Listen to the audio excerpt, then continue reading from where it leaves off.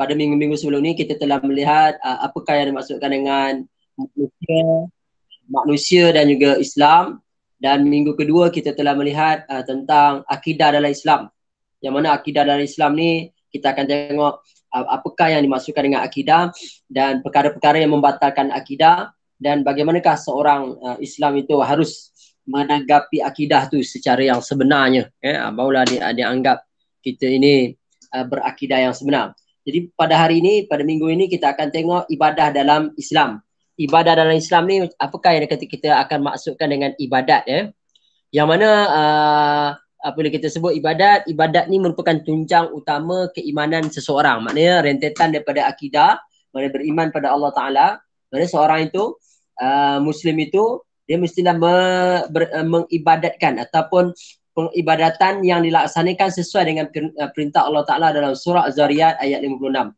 Allah menyebut wa ma khalaqatul jinna wal insa illa liya'budun. Tidak aku menjadikan jin dan manusia. Allah Ta'ala sebut perkataan jin dalam tafsir mengatakan kenapa dia disebut jin, sebab Allah telah menjadikan jin terlebih dahulu berbanding dengan manusia. Maksudnya Allah Ta'ala jadikan jin dan manusia adalah untuk beribadat kepada Allah. Ini menunjukkan bahawa jin pun termasuk di kalangan mereka yang ditaklifkan sebagaimana juga manusia.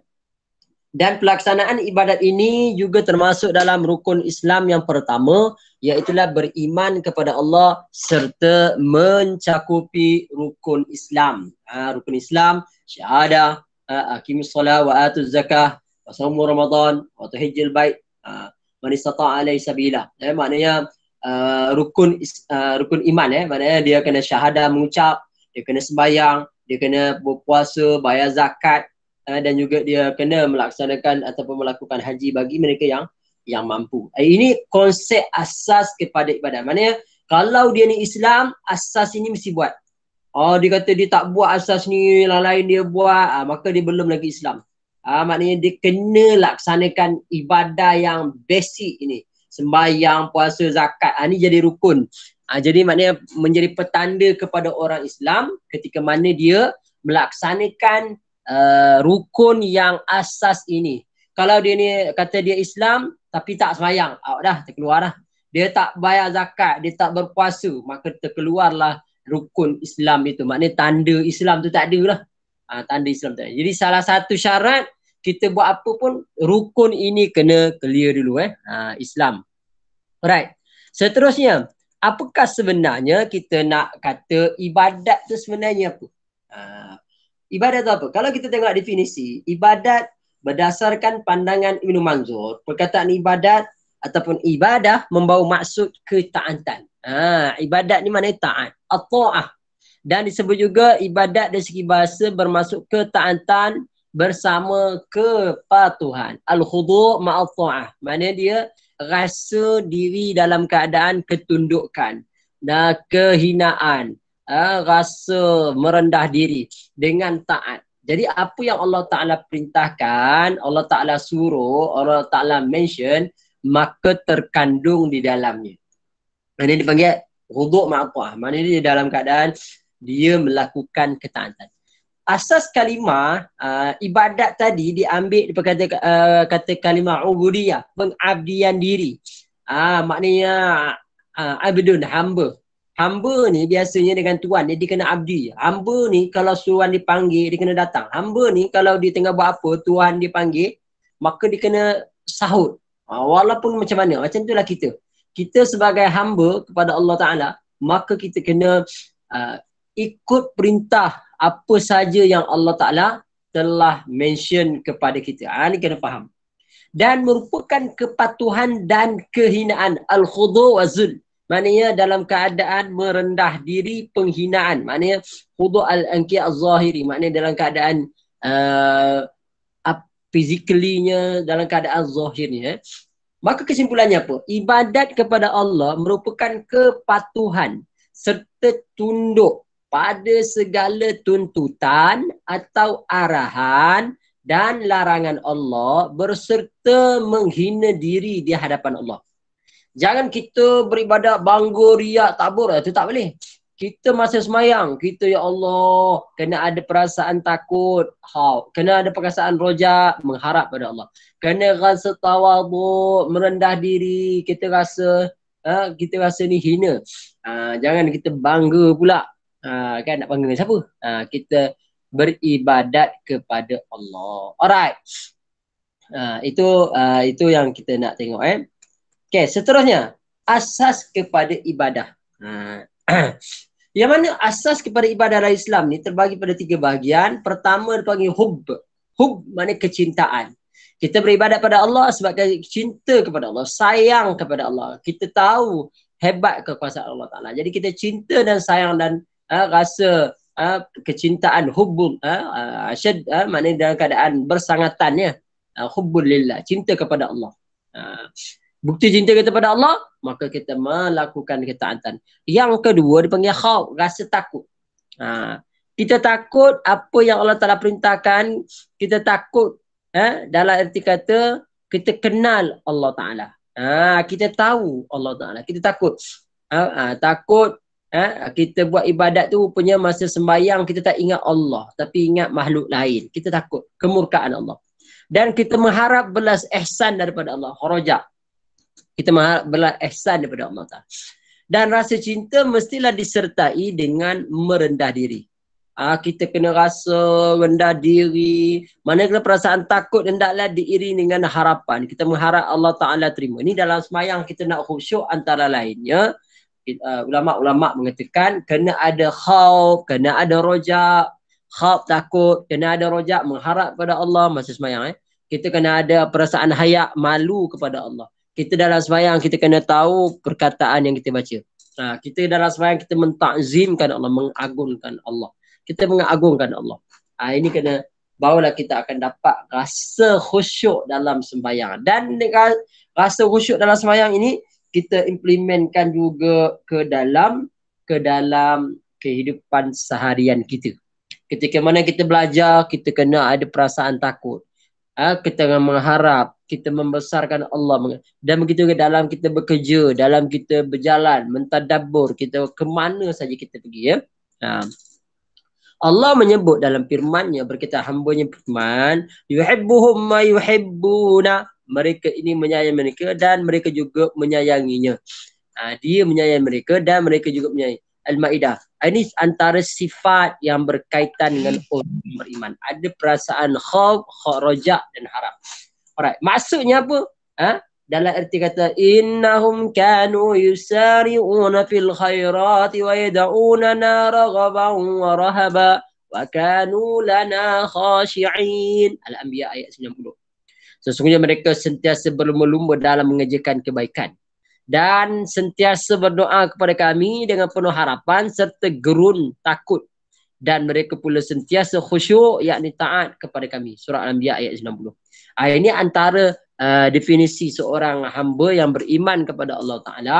Dia fastabiqul khairat, bersegera buat baik, dan dia penuh dengan harapan gerun takut kepada Allah Ta'ala. Macam mana dia nak takut Allah? Kita dah belajar dalam bab akidah, kita kena kenal Allah, tahu sifat Allah, kita meyakini dengan penuh untuk implementation, pelaksanaan kepada Allah Ta'ala. Alright. Okey. Jadi dekat sini kita kata kita perlu tahu apakah konsep yang dimasukkan dengan ibadat, apakah asas yang menjadi penanda utama, dan ada di sini syarat sah ibadat.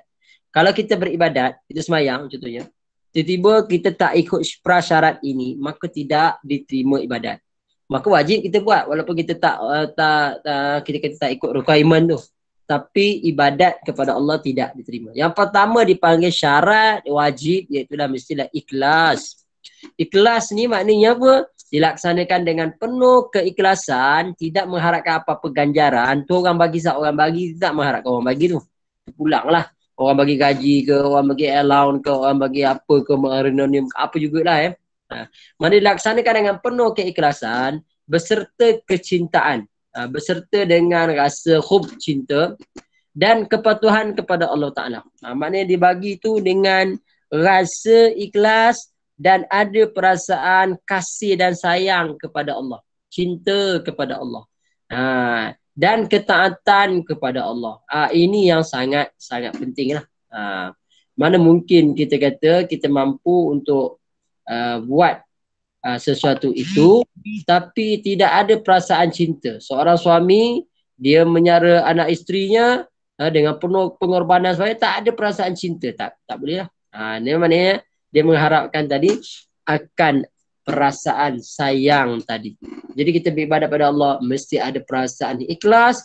Mana ikhlas kat sini ada cinta dan patuh. Cinta dan patuh. Allah Ta'ala suruh sembahyang subuh.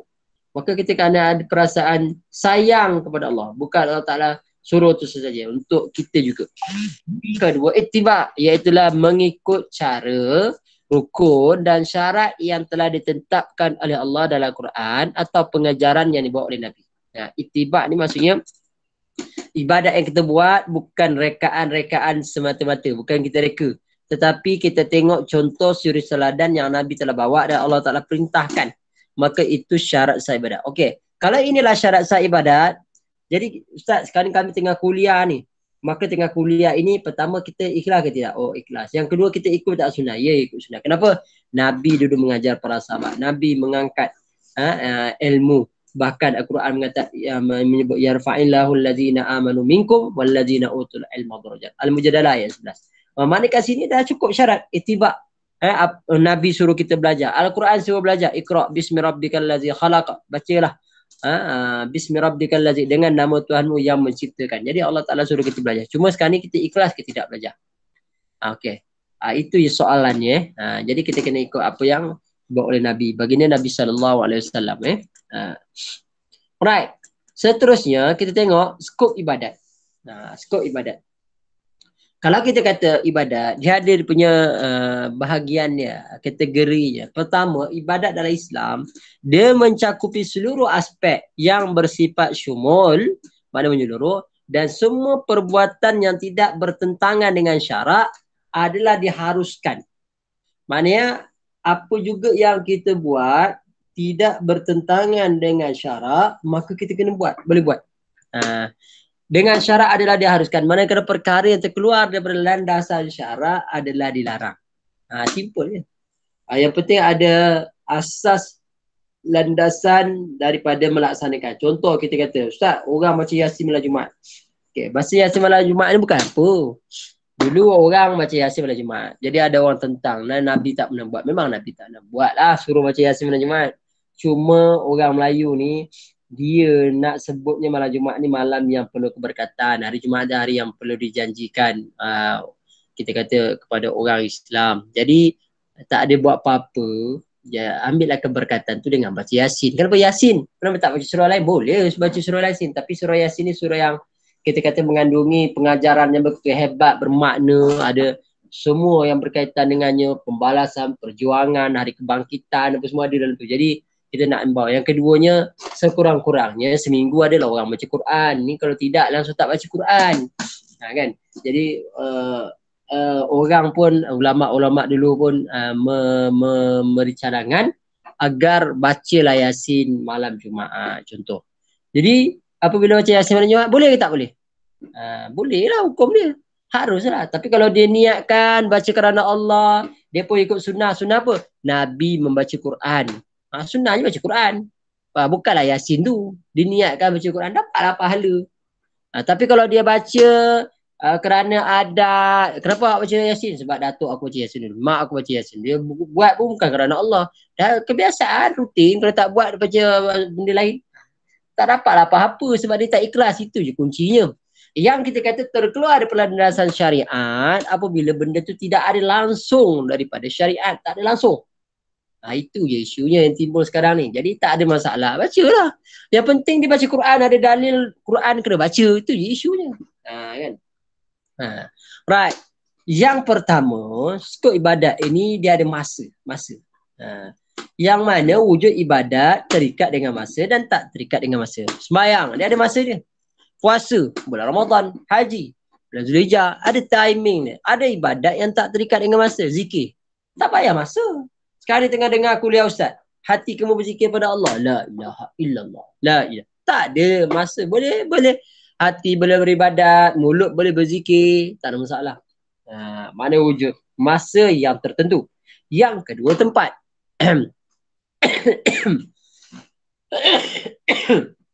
Ada ibadat yang perlukan tempat, sama ada di rumah, sama ada kita buat kat masjid ataupun dekat Mekah.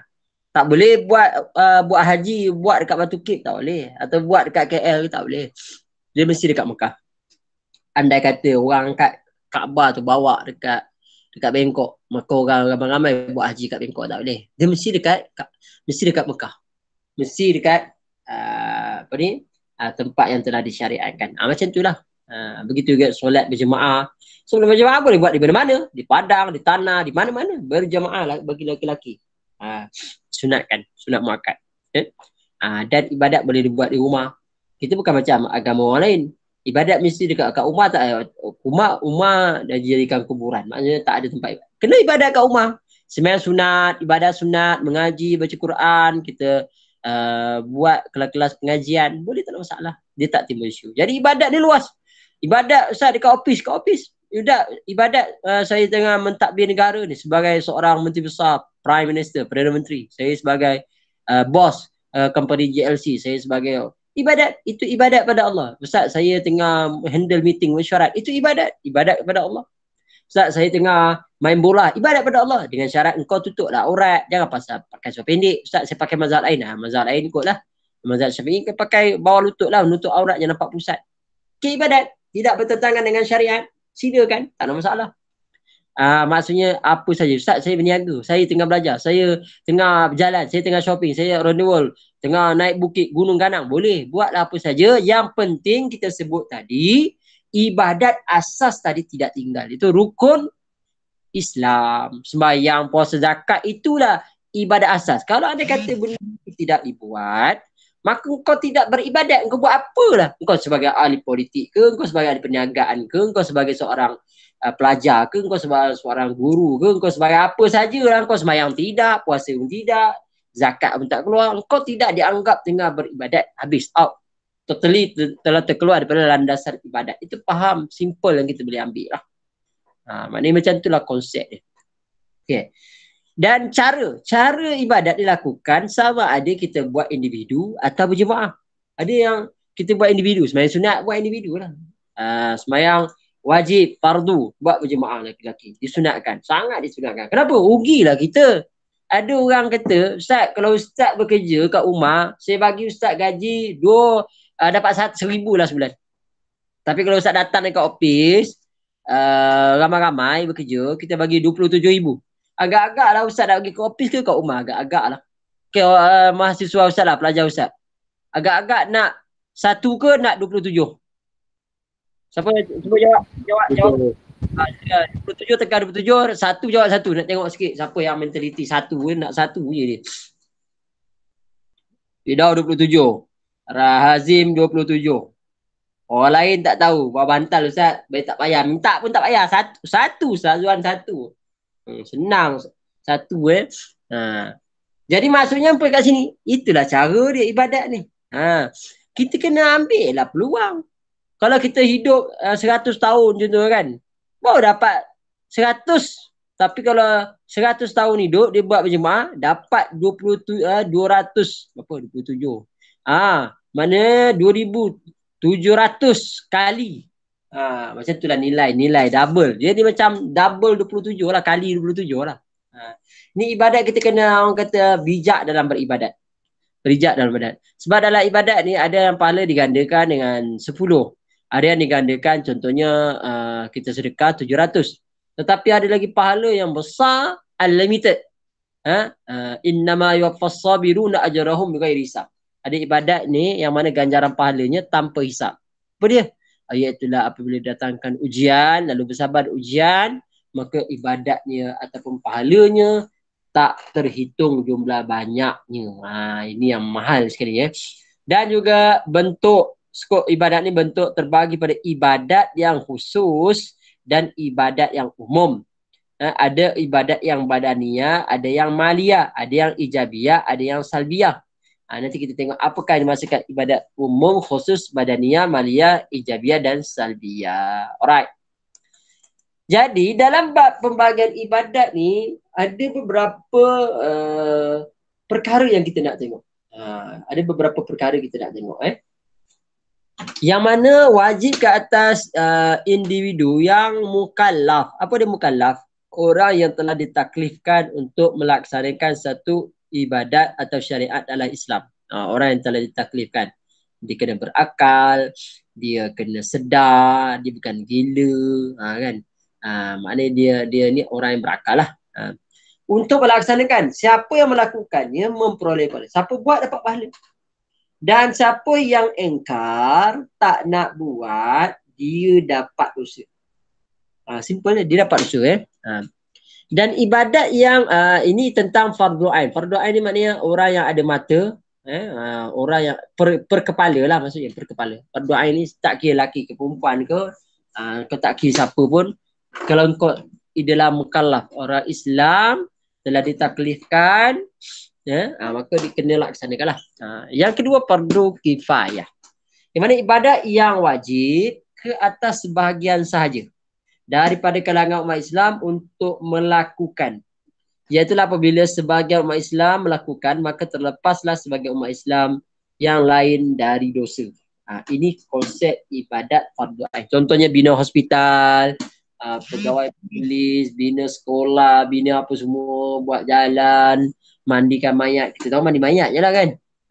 Itu fardu kifayah. Maknanya urusan-urusan yang melibatkan orang ramai. Kalau tak ada tu agak payah orang. Maka kita kena wajib untuk buat, usahakan bagi siap jugalah. Seterusnya yang ketiga, sunat. Ibadat yang dituntut oleh syarak supaya melakukan dengan pilihan. Kita boleh pilih nak buat ke tak nak buat, tak ada masalah. Maknanya itu ibadat yang sunat. Siapa yang melakukan dapat pahala, siapa tidak melakukan tidak dikira berdosa. Sunat, puasa sunat, sembahyang sunat, apa lagi? Barang-barang yang sunat ni jangan kita nak bergaduh. Kita bergaduh pula tak payah. Kita clear. Alright, ada pembagian ibadat yang dipanggil umum dan khusus. Ibadat khusus, ibadat yang telah dinyatakan jenis, rukun dan syarat oleh hukum syarak. Ini ibadat khusus. Mana kita buat tu, Nabi dah terangkan dah, dia ada rukun dia, sembahyang ada rukun dia. Ada syarat sahnya, ada syarat dia. Sembahyang, tak boleh orang kafir sembahyang, syarat dia mesti Islam. Maknanya syarat dia mesti Islam. Yang kedua, dia mesti menghala ke kiblat.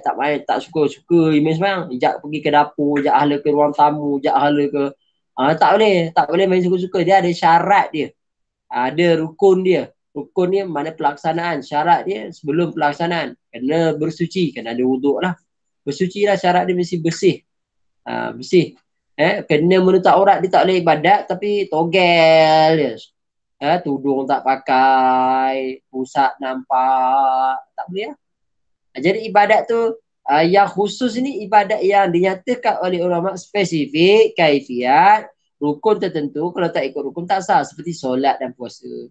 Maka manusia tiada hak untuk meminda atau melakukan ibadat khusus tanpa mengikut hukum syarak yang telah ditentukan. Jadi yang dimaksudkan dekat sini, perkara yang bid'ah tu diubah syarat rukun tadi, tak boleh berpandai. Dia kena ikut Nabi. Nabi kata pakabir, berdiri, lepas tu kamu kena takbir, itu sembahyang. Maknanya ada perkara yang telah Nabi contohkan kepada kita, kita follow je. Kita follow, ikut saja. Sedangkan ibadat umum, ibadat yang tidak ditetapkan oleh syarak, cara-cara pelaksanaan. Dan ini terpulang kepada seseorang untuk melaksanakannya.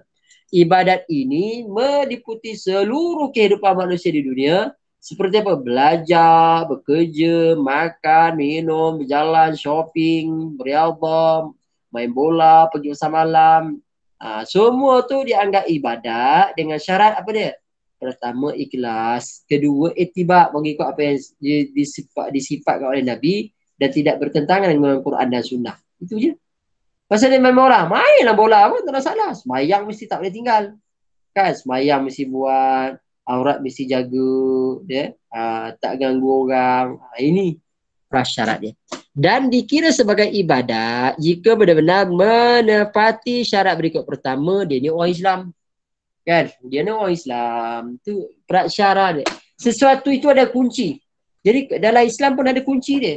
Maknanya kalau orang tu dia melakukan apa saja ibadat, kunci dia mestilah Islam dulu.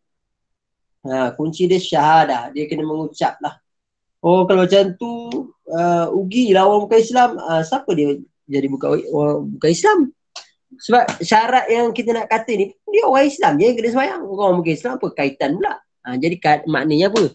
Syarat dia ni, dia nak dikira ibadat umum itu, dia puasa, dia mentadbir negara, dia berjalan, dia shopping, semua syarat di Islam. Yang kedua, dilakukan niat yang baik dan ikhlas. Dia pergi shopping niat yang baik dan kena ikhlas.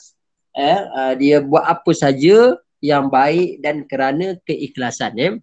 Dan tidak meninggalkan ibadat khusus. Maknanya ketika mana dia shopping, ketika mana dia main bola, ketika mana dia buat apa saja, dia tidak tinggalkan ibadat yang khusus. Contohnya puasa, zakat, haji.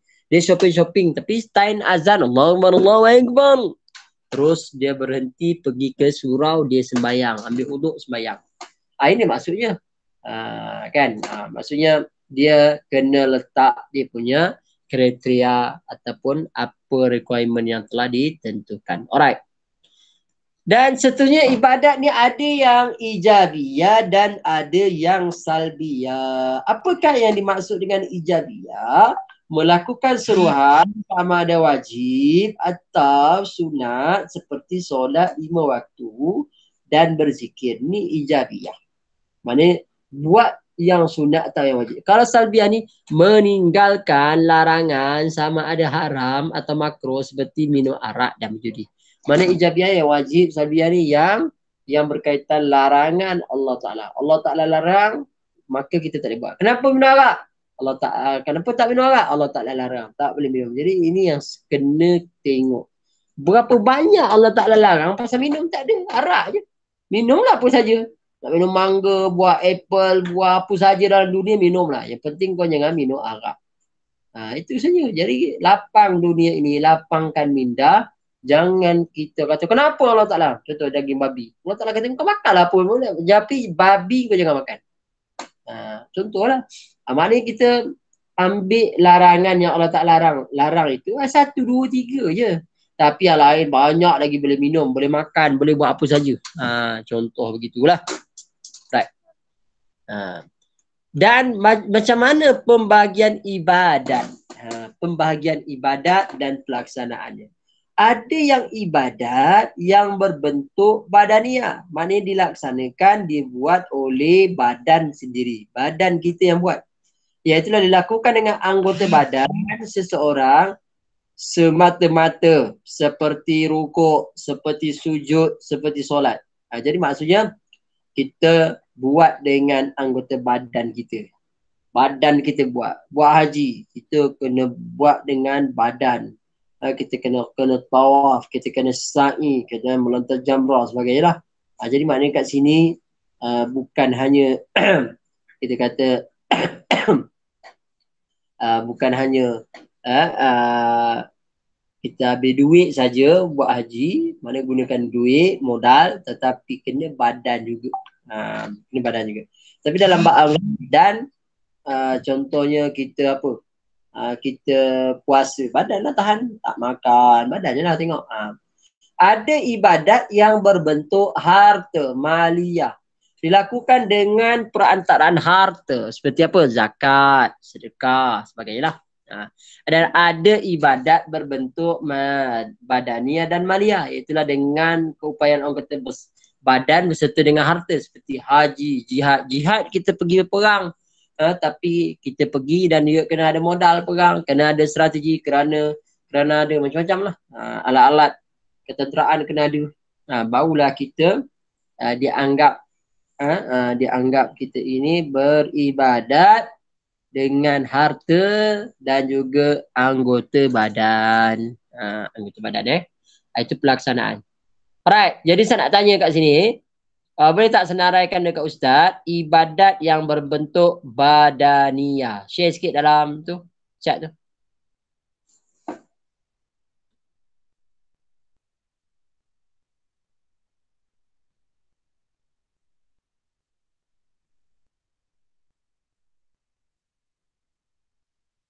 Ha, Firdaus, siapa dia?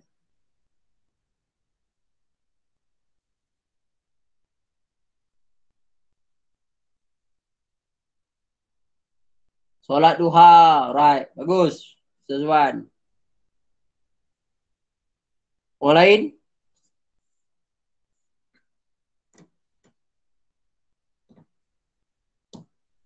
Sujud. Fatin sujud.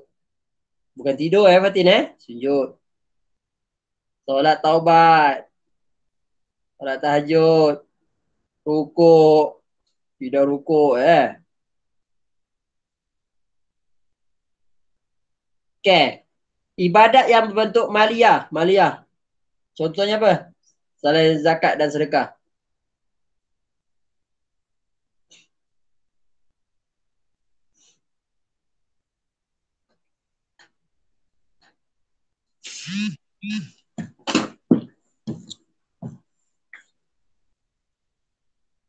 Tak ada, orang tak tahu. Zakat fitrah, wakaf. Itu je. Infak, zakat harta.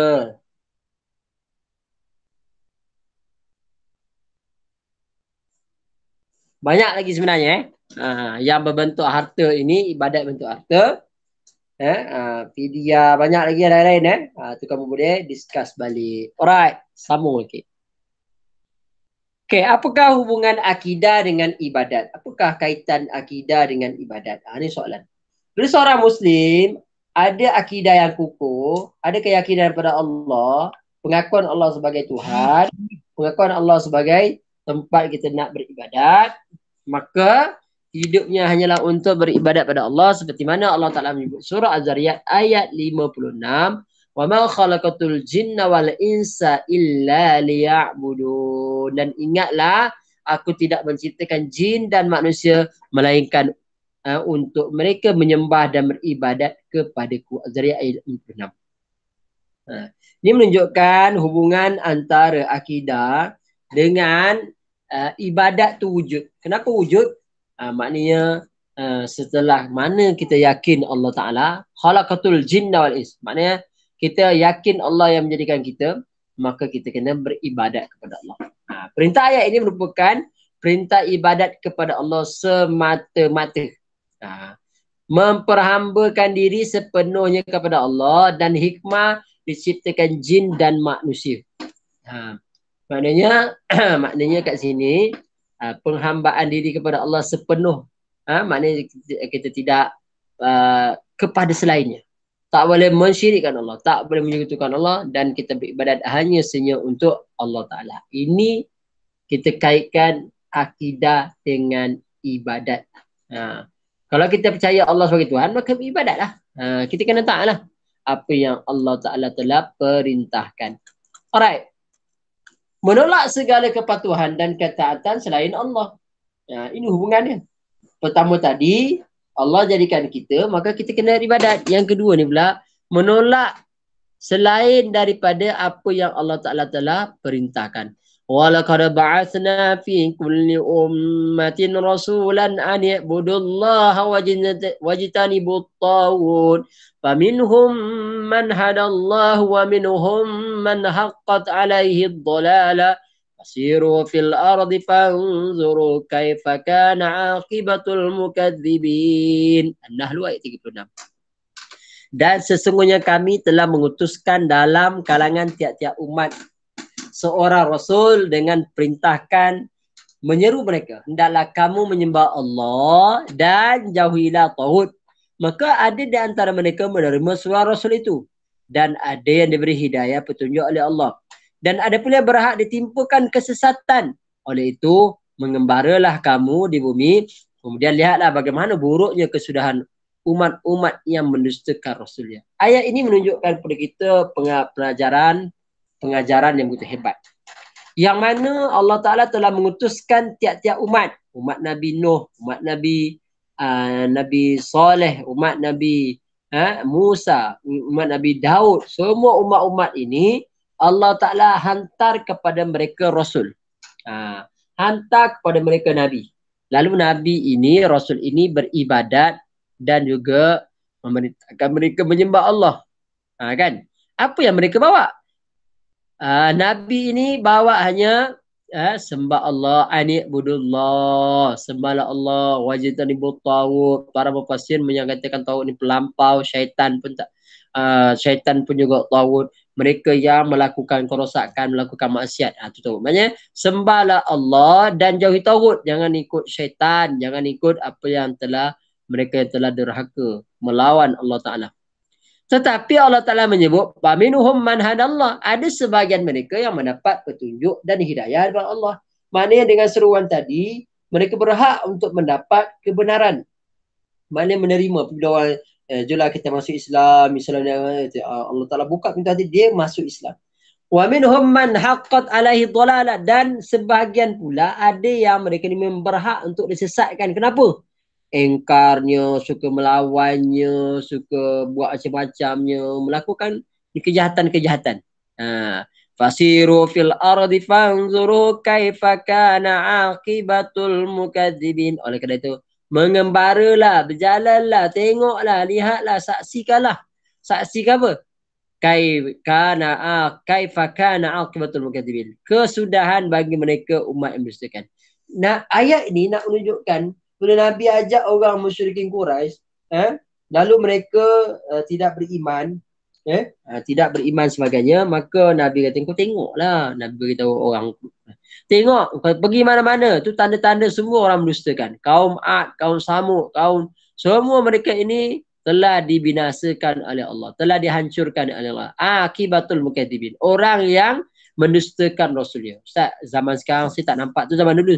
Zaman sekarang pun macam tu. Orang yang tidak ikut sunnah, yang tidak ikut Nabi, orang yang tidak ikut apa yang Allah Ta'ala perintahkan, orang yang tidak ikut apa yang dibawa oleh Rasulullah SAW, orang itu hari ini rosak.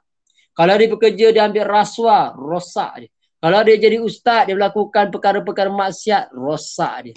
Kalau dia, maknanya kalau orang itu tidak mengambil pelajaran, maksudnya kehidupan ini, tamsilan ini, berapa banyak kita nampak depan mata kita orang yang tak baik. Kita dah tahu kesudahan dia.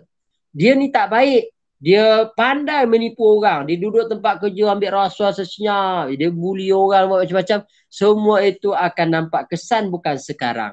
Maksudnya kaifa kana aqibatul mukadzibin. Bagaimanakah orang yang mendustakan Rasul? Rasul sini kalau dalam tingkat sekarang bukan Rasul lah. Maknanya mendustakan agama, mendustakan Islam. Dia kata tak ada dalam Islam. Dia orang Islam tapi maka kesannya begitu signifikan dalam kehidupannya. Diberi. Jadi na'udzubillah lah, minta dijauhkan. Jadi kita hendaklah taat kepada Allah. Maknanya kita patuh kepada Allah. Alright, seterusnya. Kenapa kita ni perlu beribadat? Ini persoalan. Kan elok kita ni atas dunia tak payah ibadat, suka hati saja, tak payah puasa, tak payah zakat apa semua. Kenapalah Allah Ta'ala perintahkan untuk beribadat? Kan? Contoh kita tengok ada orang nak muda mahasiswa bangun tidur je melepak kena memak semayang tidak, Zuhur pun tak semayang, apa semua tak semayang. Agak-agak hidup dia happy ke tidak? Stres, hidup dia penuh dengan tertekan. Sebab apa? Dia tidak melakukan ketaatan kepada Allah. Sedangkan kita dah percaya dah ni, Allah nampak kita. Anta'budallah, hendaklah engkau menyembah Allah ka'annaka tarak, seperti mana engkau nampak Allah. Kita beribadat pada Allah. Kita duduk dalam kuliah sekarang ni. Kita duduk di mana? Kita duduk di hotel, kita duduk di tempat kerja, kita duduk sebagai ahli politik, kita sebagai prime minister, sebagai menteri besar, apa saja kita beribadat pada Allah. Maknanya kita tengah beribadat. Kita tengah melakukan apa yang kita buat itu seolah-olah kita nampak Allah.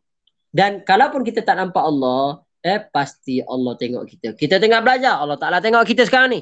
Kita tengah shopping, Allah Ta'ala tengok kita sekarang ni. Kita tengah main bola, Allah Ta'ala tengok kita sekarang. Kita tengah mentadbir negara sebagai menteri besar. Allah Ta'ala tengok kita sekarang tengah mentadbir. Kita sebagai Prime Minister, Allah Ta'ala tengok kita sekarang tengah mentadbir. Maknanya tak ada satu sudut pun daripada kehidupan kita ini tidak diperhatikan oleh Allah. Semuanya Allah Ta'ala tengok apa yang kita lakukan sekarang ini. Nampak sebagaimana kamu tengok ustaz sekarang ni ataupun tengok slide ustaz, nampak macam itulah rakamannya, akan dirakam satu persatu, nanti akan diaudit oleh Allah Ta'ala. Macam itulah kita diperhatikan oleh Allah Ta'ala. Kalaulah ini berlaku, kita sedang diperhatikan oleh satu yang mana kalau kita faham dalam Islam ni ada kiraman katibin, iaitu penjaga amalan baik dan buruk, raqibun atid. Dia akan catat, bukan sekadar catat. فَمَنْ يَعْمَلْ مِثْقَالَ ذَرَّةٍ خَيْرًا يَرَهُ وَمَنْ يَعْمَلْ مِثْقَالَ ذَرَّةٍ شَرًّا يَرَهُ. Barang siapa yang melakukan kebaikan walaupun sekecil biji sawi sebesar zarah, pasti akan dipertontonkan, akan diperlihatkan. Maknanya kat sini ada semacam ada rakaman. Apa yang kita buat sekarang tengah direkam. Macam kamu sekarang tengah rakam Ustaz punya syarahan sekarang ni. Begitulah kehidupan kita akan direkam secara 3D, atas bawah depan belakang nampak. Jadi tak ada yang tak ruang yang tidak nampak. Jadi menunjukkan kepada kita hikmahnya Allah Ta'ala perintahkan kita ini mestilah meyakini bahawa semua tadi kita ibadat dalam penuh khudu', dengan penuh kita kata memperhambakan diri pada Allah. Jadi sebab itu kita beribadat pada Allah. Sebab Allah Ta'ala perhatikan kita. Tak ada satu ruang pun yang tidak melalui pemberhentian daripada Allah Ta'ala. Alright. Hikmah ibadat. Ibadat ini merupakan makanan rohani kepada manusia. Jadi orang yang tidak beribadat, roh dia macam mati, kelaparan. Mungkin sakit. Roh dia mungkin kena kanser, mungkin roh dia. Roh dia mungkin kena macam nak mati dah roh dia. Roh dia rasa stres roh dia. Sebab makanan tak ada. Makanan roh tak ada. Makanan rohani tak ada. Makanan rohani ni kita punya iman, makanan rohani. Ibadat, makanan rohani. Kita punya akal tu makanan roh kita. Maknanya ini semua ini makanan rohani bagi manusia. Macam jika manusia makan dan minum menyuburkan jasad, ibadat pula menyuburkan. Sebab tu kita tengok orang harta banyak, duit banyak, rumah besar, harta melimpah ruah, perniagaan hebat, tetapi hati dia kelang kabut, hati dia tidak tenteram, hati dia tidak tenang. Sebab apa? Roh dia rasa terseksa. Sebab apa? Sebab tidak beribadat. Jadi prasyarat roh ni kena clear. Clearkan ibadat yang wajib. Jangan pernah kita tinggalkan ibadah yang wajib. Itu clear. Dan nak tambah lagi roh ni agak subur sikit, tambahlah dengan ibadat sunat. Sama ada yang berbentuk badaniah, sama ada yang berbentuk dengan ibadat jasadiyah ataupun dulu sikit. Tambahlah, sikit-sikit tambah. Quran setiap hari baca satu juzuk contohnya. Solat sunat duha kena buat setiap hari. Kena menjalinkan silaturahim, kena ada program dakwah kita buat sikit, kena ada lah. Baulah roh kita macam kenyang, rasa happy, rasa tenang kan. Ini kenapa dia tak tenang sebagainya? Sebab roh dia dalam keadaan berpenyakit. Roh dia sakit. Roh sakit. Yang kedua, hikmahnya memperhambakan diri kepada Allah. Orang Islam dapat bebas diri daripada perhambaan kepada manusia. Dulu kita faham, kita buat ini, kita dapat ini. Kita mengharapkan manusia. Tapi apabila kita beribadah pada Allah, semua Allah Ta'ala. Ustaz, saya bekerja Ustaz, bos saya bagi gaji. Tidak. Allah yang bagi. Bang, berapa ramai orang bekerja, tak dapat sampai sudah bos tak bagi. Sebab Allah Ta'ala tak izinkan. Berapa ramai orang yang buat satu tapi tidak dapat sebab Allah Ta'ala tak izin. Jadi sebenarnya kita kena bebaskan diri kita daripada penghambaan sesama manusia kepada memperhambakan diri hanya kepada Allah. Kenapa pula kita nak memperhambakan diri kepada manusia sedangkan Allah yang jadikan semua? Mestilah kita memperhambakan diri kepada Allah. Ini kena faham. Seterusnya, ibadat itu dapat membersihkan jiwa dari sifat kejahatan dan kemungkaran. Ni kamu tengah dengar kuliah Ustaz ni, kamu tengah beribadat. Andai saja kata kamu tak dengar kuliah Ustaz, mungkin kamu melepak ke, duduk ke, tidur ke, pergi mana kan. Maka kamu telah melakukan salah satu kemungkaran. Sebab apa? Belajar tu wajib. Kamu pula belajar secara formal. Wajib lah. Tengok tak pergi. Ini salah satulah kalau kamu dengar kuliah Ustaz, kamu takkan melakukan maksiat. Tapi kalau kamu tak dengar kuliah Ustaz, sekarang ni tengah kuliah tapi tak dengar. Mungkin kamu tengah melakukan kemungkaran. Setelah hikmahnya apa lagi?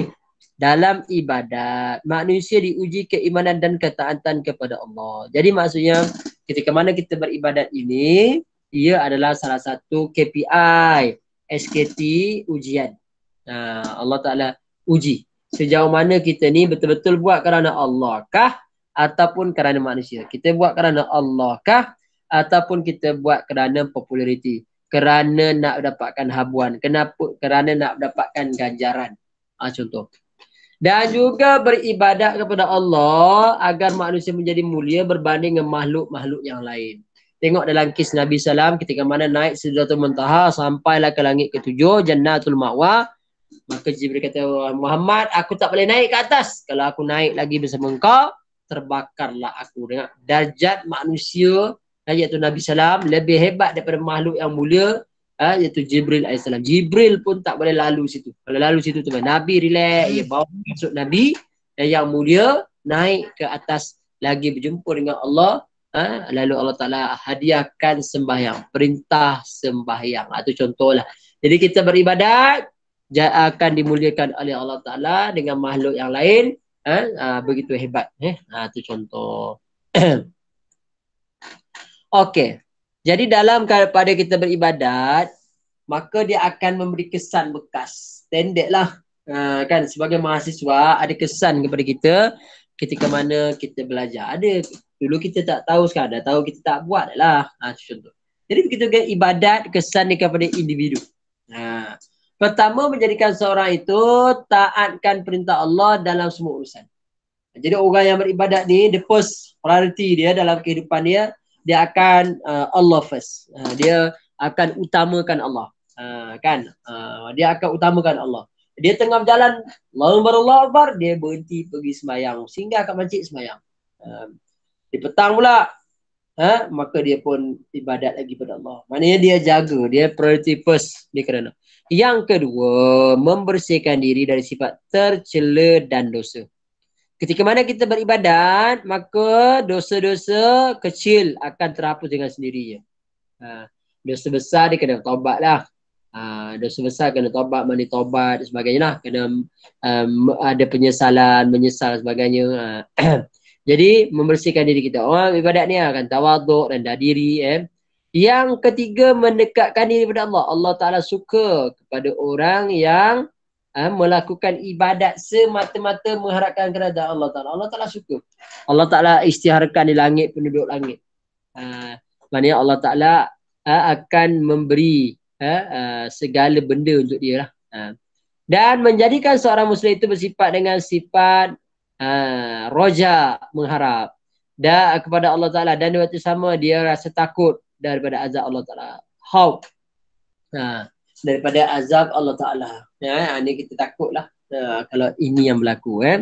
Dan seterusnya melainkan individu berdisiplin, menempati waktu, bersabar dan bermarwah.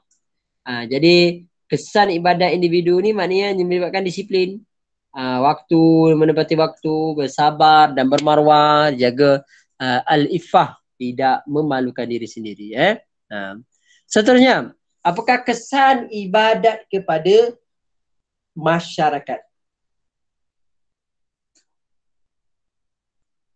Kalau kita kata tadi, ibadat kita dalam erti kata ibadat melakukan ini kepada individu, maka diberikan kemuliaan, diberi sanjungan. Masyarakat nampak, oh ini orang baik ni, ini orang alim ni, masyarakat pun hormat, respect dia. Maknanya antara kesan ibadat kepada masyarakat, wujud suasana harmoni, tenang, kerjasama, sekata, baik-baik. Semua orang solat berjemaah, semua datang solat berjemaah. Semua orang puasa buka ramai-ramai. Jadi suasana harmoni, tenang. Masyarakat menilai dalam keadaan memberi kebaikan. Seterusnya mewujudkan suasana berkasih sayang dan cinta mencintai sama manusia. Contoh dia share berbuka puasa kan, bantu berbuka puasa sebagainya. Maka share berbuka puasa tadi menyebabkan ada budaya saling bantu. Sedekah, contoh bantu orang miskin. Kita orang kaya bantu orang miskin. Jadi ada kasih sayang kat sini seterusnya menurunkan kadar jenayah dan segala perbuatan yang menyalahi undang-undang. Jadi orang yang taat pada Allah, insya-Allah dia akan sentiasa menjadikan ibadat dia prioriti utama. Jadi kalau dia ibadat, ketika mana orang tu sedang beribadat, biasanya orang tu takkan buat maksiat.